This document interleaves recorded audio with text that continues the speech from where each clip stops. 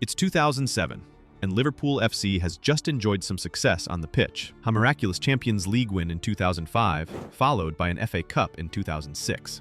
After years without a league title since 1990, fans were hungry for a return to glory. Enter two American businessmen, Tom Hicks and George Gillett, who swoop in to buy the club. They promise big things, a brand new stadium, money for star players, and a bright new era for Liverpool. Initially, many fans were optimistic. The club's then owner, David Moyes, believed fresh investment was needed to compete with wealthy rivals. Manchester United had become a commercial powerhouse, and Chelsea had big money backing. So, when Hicks and Gillett take over in February 2007, hopeful hope is in the air that Liverpool might finally get back on top. So welcome everyone to another informative yet entertaining episode about the Red Scousers. I hope you will enjoy it. Big promises. Hicks and Gillett assure everyone that the club's finances will be in good health. Gillett even proclaims, "There is no debt on the club. The debt is on the holding company," implying they didn't load debt onto Liverpool, which wasn't exactly true. They also famously claim that construction of a new state-of-the-art stadium in Stanley Park will begin within confident 60 days. These words excite the fans. A modern stadium and ambitious owners sound great. At this point, nobody realizes that those promises are going to be empty words. In their first year in charge, the new owners did spend some money on players. Manager Rafa Benítez, fresh off that Champions League triumph, is back to sign superstar striker Fernando Torres in 2007, a huge signing that has fans buzzing. Other additions like Javier Mascherano, Yossi Benayoun, and Ryan Babel add depth to the squad. The 2007-2008 season goes pretty well. Torres scores goals for fun, 33 in all competitions, forming a thrilling partnership with Steven Gerrard. Liverpool made the Champions League quarterfinals and finished fourth in the Premier League. It's a solid platform to build on. The momentum continues into 2008-2009. Liverpool mounted a serious title challenge, finishing second in the league, their best finish in years, and pushing Manchester United all the way. Gerrard is at his peak, Torres is terrorizing defenses, and other key players like Xabi Alonso and Pepe Reina form the core of what looks like a dream team. For a moment, it feels like Liverpool is on the verge of something special. From the outside, it might seem the American owners are delivering on their promises. The team is performing, and the future looks bright. But beneath the surface, trouble was brewing. Behind closed doors, the relationship between the owners and the manager, and even between the owners themselves, was deteriorating. Remember that new stadium in 60 days promise? Those 60 days came and went, and no stadium construction ever began. In fact, the design for the new stadium was drawn up and redesigned multiple times, but not a single brick was laid. That bold promise became a running joke among fans. Every few months, there'd be talk of a new plan, but nothing concrete. It became clear that Hicks and Gillett either couldn't finance the project or couldn't agree on how to do it. Matter became even more controversial when it turned out their takeover was done with heavy loans, a leveraged buyout. Hicks and Gillett had borrowed around £185 million from the Royal Bank of Scotland and another bank, Wachovia, to buy Liverpool, using the club's collateral. In simple terms, they bought the club with other people's money, and now the club was shackled with that debt. By 2009, Liverpool's debt had soared to around £350 million, and just the interest payments on those loans were over £30 million per year. That's money flowing out of the club just to service debt, not to improve the team. As you'd expect, this put a huge strain on Liverpool's finances. Rafa Benítez started feeling the pinch. If he wanted to buy players, he often had to sell players first to raise funds, because the owners weren't injecting cash anymore. Despite the team's good results up to 2009, the financial reality was grim. Meanwhile, Hicks and Gillett began butting heads with each other. They each owned 50% of the club, meaning any big decision required both to agree. At first, that sounded fine, two partners working together. But when they disagreed, it created a deadlock. And boy, did they disagree a lot. Gillett tended to be a bit more cautious and concerned about fan opinion, while Hicks was more aggressive and wanted full control. By 2008, there were reports that Hicks and Gillett were no longer even on speaking terms except through intermediaries. Imagine that, the co-owners of Liverpool FC not talking to each other while the club slid into chaos. It was a recipe for disaster. Liverpool's on-field success in 2008-09 masked growing tension off the field. Manager Rafa Benítez, a hero to fans for delivering the 2005 Champions League, was clashing with the owners.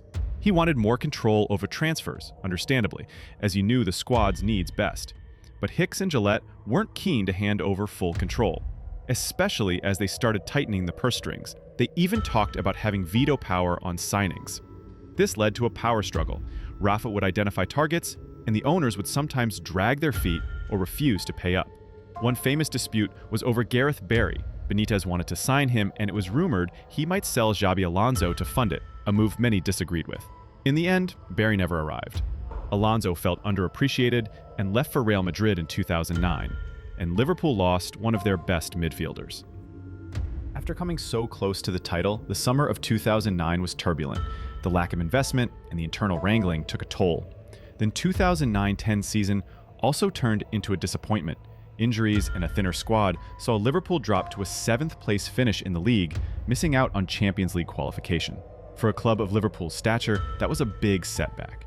The atmosphere was turning toxic. Rafa Benítez, who had been the face of Liverpool's revival, grew frustrated and isolated. He reportedly had little communication with the owners by the end. In June 2010, Benítez was sacked by the club by mutual consent, ending his 6-year tenure. It was a messy conclusion that left many fans upset, but it also highlighted just how dysfunctional things had become under Hicks and Gillett. Fun fact, part of the dysfunction was that Hicks wanted to sack Rafa earlier, but Gillett would block it and vice versa. Truly a house divided. As all this was happening, Liverpool's fans were becoming increasingly alarmed and angry. Liverpool is a proud club, with a passionate local working-class fan base. They had given the Americans a chance at first, but by late 2007 and 2008, it was clear the owners' words and actions didn't match up. Feeling lied to and fearing for the club's future, the fans decided to take a stand. In early 2008, a group of supporters gathered at a pub near Anfield. Significantly, the very pub where the club was founded in 1892, to discuss what they could do. From that meeting, a supporters' union was born, initially called Sons of Shankly, after the legendary manager Bill Shankly, and later known as Spirit of Shankly, SOS. Their mission was simple: hold the owners accountable and, if necessary, force them out. Soon, protests became a regular sight. Fans unfurled banners at Anfield reading "Yanks out" and "We want our club back," referring to the American owners. Chants against Hicks and Gillett echoed around the stadium on match days.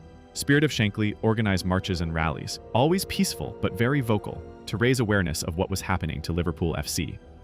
They didn't stop at just local demonstrations either. Group wrote letters and campaigned to Liverpool's creditors, like RBS, the bank, explaining how the owners were mismanaging the club. They even reached out to British members of parliament to highlight the situation. The issue was framed not just as a sports problem, but as something affecting the community and an institution that people deeply cared about. By mid-2010, Liverpool's financial situation was extremely dire. The massive loans Hicks and Gillett took were due for repayment. RBS had extended the deadline once before, in 2009, when the owners assured they'd either refinance or sell the club, but nothing improved. Now the deadline was looming in October 2010, and the owners had no means to pay off about £350 million in debt. Royal Bank of Scotland essentially gave an ultimatum: repay the debt or else. The "or else" was that the club would be put into administration, which in football terms is basically like declaring bankruptcy. But just to add some context to this, in the Premier League, if a club goes into administration, they get an automatic 9-point deduction in the league as a penalty. That season, 2010-11, had just started, and Liverpool were already struggling near the bottom of a table. Losing 9 points would have dropped them to dead last, deep in a relegation battle. It's a nightmare scenario that every football fan dreads. To put it in perspective, clubs like Leeds United and Portsmouth had gone into administration in the 2000s. Leeds plummeted down to the 3rd division after their financial collapse, and Portsmouth, after a 9-point deduction in 2010, were relegated and never really recovered their Premier League status. The thought of Liverpool, one of the most successful English clubs, meeting a similar fate was terrifying for fans. It truly was a near-death experience for Liverpool FC. The club was, quite literally, days away from running out of money and being forced into this catastrophic outcome. The media was full of speculation that if Liverpool got hit with the 9-point penalty, the then prospective new buyers might back out, and the club could spiral further. The future was hanging by a thread. With the clock ticking in October 2010, Liverpool's board desperately searched for a savior. Fortunately, a credible buyer had stepped forward: New England Sports Ventures, NESV, the group led by John W. Henry, owners of the Boston Red Sox baseball team, currently known as FSG, Fenway Sports Group. So, NESV saw potential in Liverpool despite the turmoil, and made an offer of around £300 million to take over. This would clear the club's debt to RBS and effectively oust Hicks and Gillett. It seemed like the perfect lifeline. However, unsurprisingly, Hicks and Gillett did not want to go quietly. They stood to make a huge loss if they sold at that price, basically losing their entire investment. So they tried every trick to block the sale. In a dramatic sequence of events, Hicks attempted to change the makeup of the Liverpool board, illegally sacking board members and installing his own people, so that the board couldn't approve the NESV deal. But Broughton, the chairman at that time, had a prior legal agreement which prevented the owners from doing that, and he wasn't about to let the club sink. The dispute headed to the High Court in London. In a highly publicized case, Liverpool's lawyers argued that Hicks and Gillett were breaching the terms they agreed to, which gave Broughton the power to sell the club if a reasonable offer came. The court drama was intense. At one point, Hicks even got a court in Texas to issue an injunction to halt the sale, calling it an epic swindle. But that had no real power in England. The UK High Court ruled in favor of the club's board, clearing the way for the sale to NESV. Later, in March 2011, NESV was renamed Fenway Sports Group, FSG. On the 15th October 2010, just hours before the bank's deadline, the sale was officially completed. Liverpool Football Club was saved. Hicks and Gillett were gone, the loans to RBS were paid off, and the club narrowly avoided going into administration. It was as if a giant weight was lifted off the club's shoulders at the last possible moment. Liverpool fans around the world breathed a huge sigh of relief. In fact, when the takeover was confirmed, fans gathered outside Anfield to celebrate in pure joy, and even mockingly waving goodbye to the departing owners. It was the end of an ugly chapter. Once FSG took over, one of the first things they did was eliminate a huge chunk of the debt. About £200+ million of debt was wiped out, immediately putting Liverpool on far more stable footing. Finally, the club could generate money and reinvest it into the squad rather than just paying interest to banks. Of course, the turnaround didn't happen overnight on the field. The 2010-11 season was rocky. Liverpool even fell into the relegation zone briefly, and new manager Roy Hodgson struggled. He was actually appointed just before the ownership change and didn't last long after. It took a bit of time and a few changes. Kenny Dalglish had a stint as manager, then Brendan Rodgers came in 2012, before Liverpool truly found their way back to the top. FSG made some mistakes early on, some poor transfers, and the team was inconsistent for a while, but they eventually steadied the ship. The real revival came when FSG hired Jürgen Klopp as manager in 2015. Backed by a more stable club structure and smart investments, Klopp built a team that went on to win the Champions League in 2019 and the Premier League in 2020, Liverpool's first league title in 30 years. It's been a remarkable comeback from the edge of ruin a decade prior. Off the field, FSG expanded Anfield instead of the abandoned Stanley Park project and improved the club's revenues massively. Today, Liverpool is once again one of the world's most valuable football clubs, valued in the billions, and competing consistently at the highest level. The Hicks and Gillett era from 2007 to 2010 remains a cautionary tale in modern football. It showed that who owns a club matters immensely, not just in terms of transfer budgets, but in the very survival of the club. Bad ownership isn't just about not buying players. It can drive even a famous club to the brink of bankruptcy. Liverpool's near collapse demonstrated how quickly things can go wrong when owners overpromise, load a club with debt, and run it without unity or a sound plan. Success on the pitch can unravel if the foundation off the pitch is rotten. And hey, if you made it this far, you clearly don't hate my voice, so might as well hit that subscribe button. It's free, helps the channel grow, and makes me look cool in front of my grown-ass friends. Not that I care. But boys, honestly, the lesson was quite scary for the Scousers, by the way. For the fans, this period also proved the power and importance of their voice.